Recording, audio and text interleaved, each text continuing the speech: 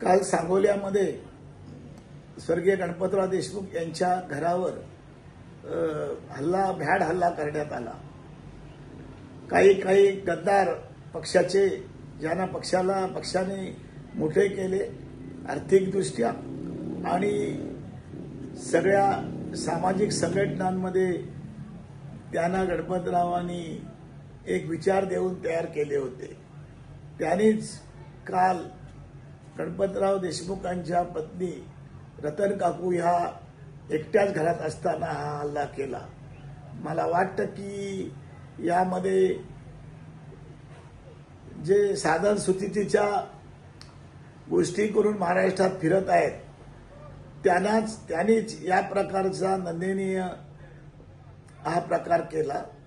गणपतराव देशमुखांचं घर एक कष्टकऱ्यांचं एक प्रेरणास्थान आणि एक वेगळ्या तऱ्हेनं स्फूर्ती देण्याचं एक स्थान म्हणून संपूर्ण महाराष्ट्रातला कष्टकरी कार्यकर्ता मानतो।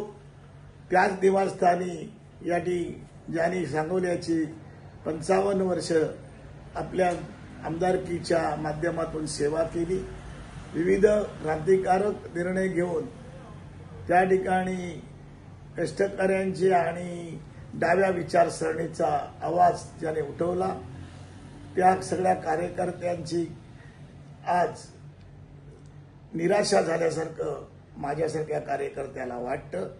परंतु सगळ्या कार्यकर्त्यांना मी निश्चितपणे एक विनंती करतोय की सांगोलेकरांना तुम्ही घाबरू नका। महाराष्ट्रात तमाम कष्टकरी समाज तुमच्या बरोबर आहे आणि तो कायम राहणार आहे। मी परदेशी असल्यामुळे आज मी आपल्याला या व्हिडिओ माध्यमातून बोलतोय। मी 3-4 दिवसात सांगोल्यात येतोय आणि यावर आपल्याला कसे हा विचार पुन्हा जिवंत ठेवण्याचं काम आपल्याला कसं करता येईल हे बघणार आहे। मी बाबासाहेब देशमुख आणि त्यांच्या संपूर्ण टीमला या ठिकाणी एक आश्वासित करू इच्छितो, महाराष्ट्रातली तमाम डाव्या आघाडीतला कार्यकर्ता हा तुमच्या मागे आहे आणि तुम्ही हा आवाज आणखीन विधानसभेत आणि विधानसभेच्या बाहेर सुद्धा उठवाल ही आशा बाळगतो आणि पुन्हा एकदा या सगळ्या प्रवृत्तीचा निषेध करतो। हा सांगोल्याच्या भूमीमध्ये असा कधी प्रकार घडला नाही। ज्याने घडवलेला आहे त्याला पूर्णपणे नष्ट करण्याचं काम तुम्हा आम्हाला करायचं आहे।